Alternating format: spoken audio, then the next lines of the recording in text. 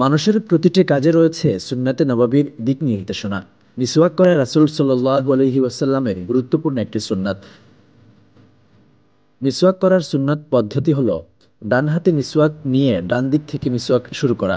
দাঁতে প্রস্থে ও জিহ্বায় লম্বালম্বি মিসওয়াক করা সুন্নাত। মিসওয়াক কনিষ্ঠ আঙুল পরিমাণ মোটা ও 1 বিঘত পরিমাণ লম্বা হওয়া মুস্তাহাব এবং মিসওয়াক নিম বা জৈতুন গাছের ডাল হওয়া উত্তম।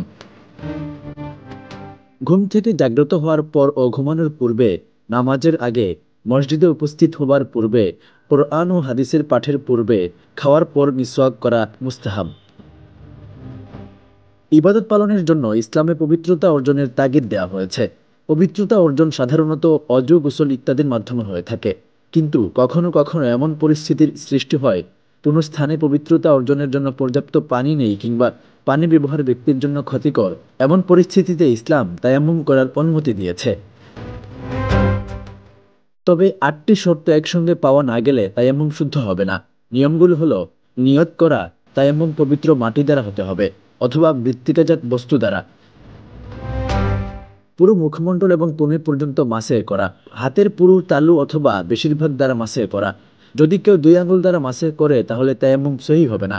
উভয় হাতের তালু মাটির উপর 2 বার মারা, একবার চেহারা মাসেহের জন্য, আরেকবার উভয় হাত মাসেহের জন্য। একই স্থানে 2 বার মারলেও তায়াম্মুম হয়ে যাবে।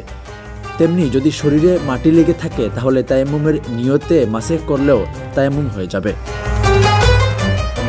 মাসে করার সময় চামড়ার উপর কোনো প্রতিবন্ধক বস্তু থাকতে পারবে না, যেমন মোম, চর্বিজাত দ্রব্য ইত্যাদি। তায়াম্মুম চলাকালে তায়াম্মুম বিরোধী কোনো বিষয় না থাকা বা কোনো কাজ না করা, যেমন নারীদের মাসিক, নেফাস অথবা প্রস্রাব পায়খানা চলাকালে তায়াম্মুম করা। এ অবস্থায় তায়াম্মুম করলে তা শুদ্ধ হবে না।